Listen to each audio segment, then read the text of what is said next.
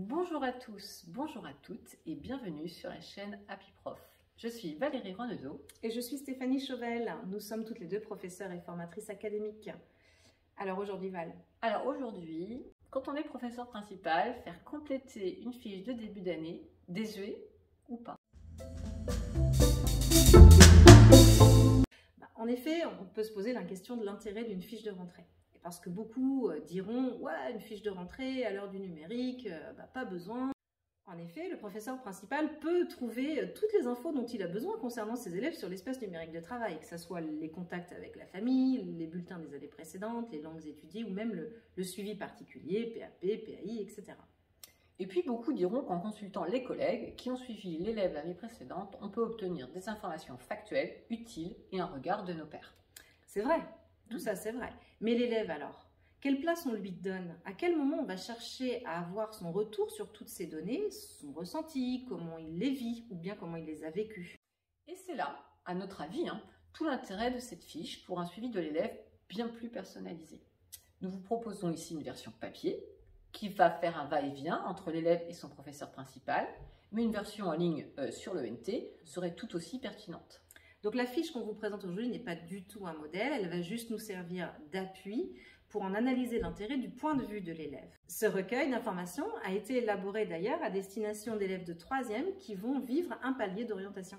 Alors c'est parti! La fiche se divise, comme vous le voyez à l'écran, en 4 parties: identité, centre d'intérêt, scolarité antérieure, point de vue et analyse, et puis les projets et rêves d'orientation de l'élève. Alors juste avant de commencer, peut-être préciser que cette fiche, elle peut être remplie en une seule fois, si vous ménagez un temps assez long pour laisser aux élèves le temps nécessaire pour réfléchir aux questions que vous lui posez et y répondre, mais elle peut aussi être complétée en plusieurs fois, soit tout au long de cette journée de pré-rentrée, et puis continuer ensuite à d'autres moments de l'année, par exemple en vie de classe. L'intérêt est donc bien de faire écrire les élèves sur eux-mêmes et qu'ils mettent à distance les informations demandées. De plus, l'élève sait très bien qu'il va être lu par son professeur principal et va donc soigner sa production. On développe ainsi ses compétences de scripteur et sa capacité à développer un point de vue personnel. Ces écrits seront donc redonnés régulièrement aux élèves dans l'année afin d'être relus, de permettre à l'élève mais aussi à son enseignant de mesurer le parcours effectué, d'annoter, voire même de modifier ou réécrire ce qui a déjà été fait. Alors la partie fiche d'identité, donc demander un contenu purement factuel au départ va permettre à l'élève de se lancer dans l'écriture. Pour l'enseignant, c'est aussi le moment de repérer des élèves qui, par exemple, ne vont pas connaître leur propre adresse ou le métier de leurs parents, et donc de faire un diagnostic et de venir combler ces manques également. L'intérêt ici va surtout être de faire réfléchir l'élève sur ses conditions de travail à la maison. Est-ce que je peux travailler au calme, dans une chambre, ou bien dans la cuisine avec mes frères et mes sœurs? Est-ce que j'ai un accès à Internet régulier? Pour l'amener à s'auto-évaluer et à auto-évaluer la qualité de son travail personnel et les améliorations possibles le cas échéant. Alors de la même façon, la partie information personnelle qui se trouve en bas et qui doit absolument rester confidentielle va inviter l'élève à partager des émotions, des peurs, des tracas ou sentiments positifs aussi également, s'il le souhaite. Par exemple, il va pouvoir vous parler de sa situation personnelle familiale, si ses parents sont divorcés par exemple, s'il est en famille d'accueil ou bien s'il y a un cas de maladie chez lui. Ça va permettre d'ouvrir un espace de dialogue avec l'enseignant. Attention, certains ne diront rien et vous aurez l'info à un autre moment. Bon, c'est savoir être proactif en fait. La partie centre d'intérêt, donc à nouveau, cette partie va amener l'élève à réfléchir à l'équilibre qui est le sien entre le temps de travail scolaire et ses autres activités. Donc, est-ce qu'il y a des équilibres, par exemple, au profit des écrans ou du sport, ou bien est-ce que c'est plutôt équilibré entre le travail scolaire et la musique, par exemple? Et ça l'amène également à réfléchir à la plus-value de toutes ces activités au niveau, par exemple, des parcours éducatifs au sein de l'établissement. Par exemple, son engagement dans un club sportif ou bien être bénévole jeunes sapeurs-pompiers qui vont avoir des atouts dans le collège. La partie scolarité va permettre à l'élève, par exemple, de s'exprimer sur un doublement et comment il a été vécu. L'enseignant pourra ainsi remettre en regard le ressenti de l'élève et le dossier scolaire et ce qu'a dit l'institution. Il peut être aussi amené à réfléchir à ses habitudes de travail personnelles, le temps passé, avec facilité, avec difficulté, avec de l'aide, est-ce qu'il en a à la maison. Un élève dans le début de troisième peut tout à fait exprimer l'idée que 20 minutes de travail personnel tous les soirs, eh ben, c'est déjà une grande quantité de travail pour lui. Et donc, ces différentes analyses données par l'élève vont permettre au professeur principal, par exemple, de penser au dispositif devoir fait pour étayer.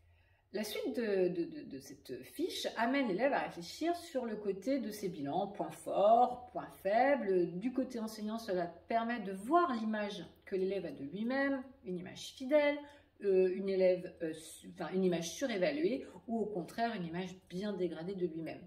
Ce bilan sera évidemment repris et modifié au fil de l'année, comparé au bulletin par exemple. Donc cette fiche amène aussi à réfléchir à sa relation aux autres, au travail de groupe et au potentiel besoin de développer certaines compétences psychosociales. Elle est donc à faire relire et travailler en fin de chaque période par exemple ou en fin de trimestre avec l'appui d'un bulletin, d'un relevé de notes ou de compétences. Cela va déboucher sur la mise en place peut-être d'un contrat de travail ou l'inscription à des heures de soutien si elles sont mises en place dans l'établissement ou à l'inscription, comme on l'a déjà dit, au dispositif devoir fait. Alors, la partie orientation va également servir d'un premier état des lieux, donc de diagnostic. L'élève va pouvoir prendre le temps de poser par écrit l'état de sa réflexion concernant son avenir.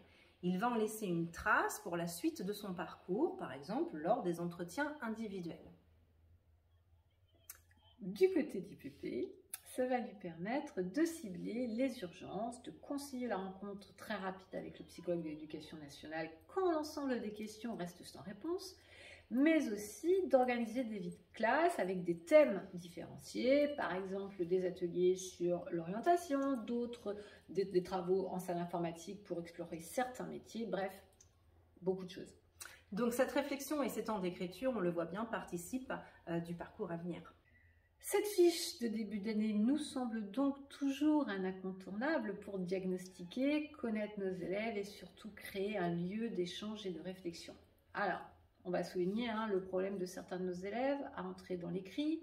On peut envisager une version audio ou vidéo et ça sera un moyen de développer d'autres compétences très utiles en vue des différentes épreuves que l'élève va rencontrer, les épreuves orales telles que l'oral du DNB ou encore le grand oral ou des oraux nécessaires à la poursuite des études supérieures.